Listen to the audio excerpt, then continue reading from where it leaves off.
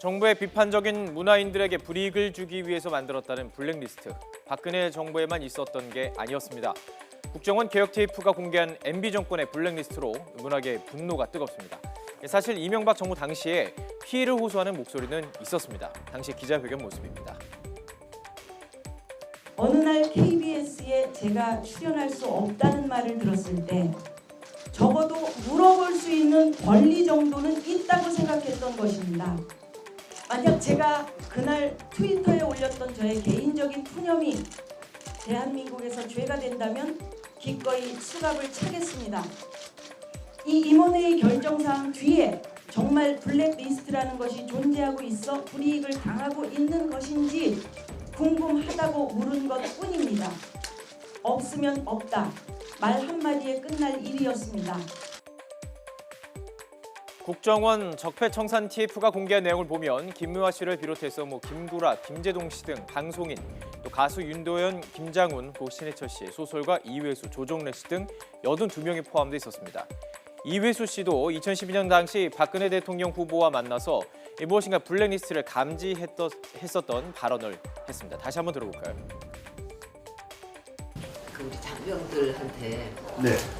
여러 가지 교육도 많이 하시고 예. 하신다고. 그 관심사병이라고 해서 좀 예전에는 문제사병이라고 이제 사고 잘 적응을 못. 예 맞습니다. 예.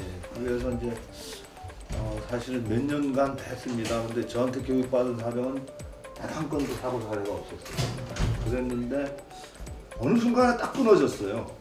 나중에 알고 봤더니 좀 높은 데서 사상이 종북 작발 같은 사상을 아니라 그러니까 모르냐고. 이회수 씨는 최근 블랙리스트를 확인한 뒤에 한 인터뷰에서 리스트에 오른 이유를 젊은이들을 선동했다고 본 것 같다 이렇게 밝혔는데요. 이 사건에 대해서 심한 욕을 하고 싶다 이렇게 말하기도 했습니다. 자, 이처럼 황당한 이유로 리스트에 오른 인물들이 많았습니다.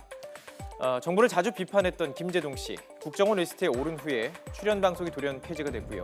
배우 김규리 씨, 2008년 자신의 미니홈피에 MB 정권을 비판하는 글을 쓴 이유로 리스트에 오른 것으로 추정되고 있습니다.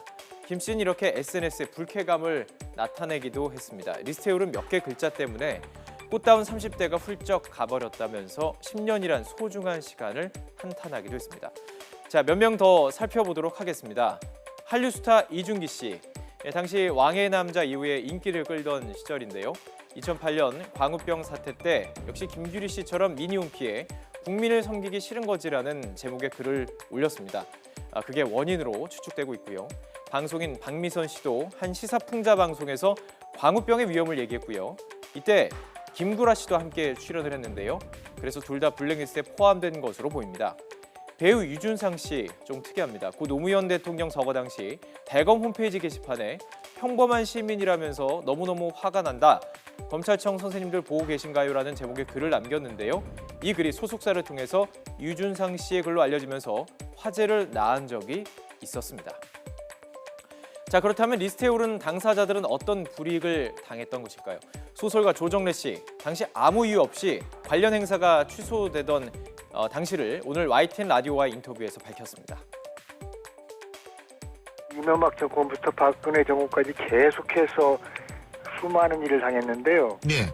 이제 구체적으로는 제 그 소설 대하슬 아리랑이 네. 드라마로 시도되다가 여러 번 좌절돼 버리는 일을 겪었고요. 네. 그리고 강연 날짜 정해지면은 2, 3일 전에 특별한 이유도 없이 곤란한 이유 때문에 안 되겠습니다 하고 이게 취소당하고. 무슨 이유 때문에?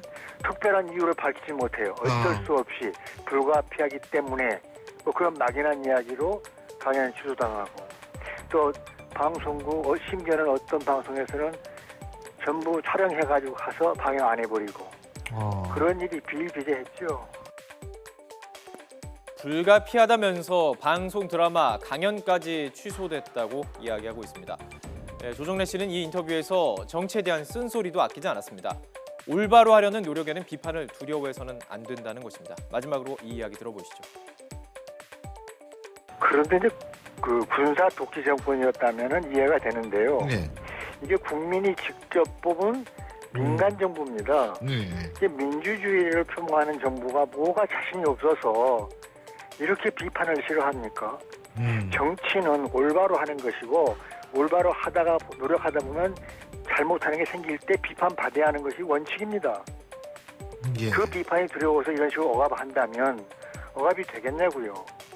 참 어리석은 사람들이에요.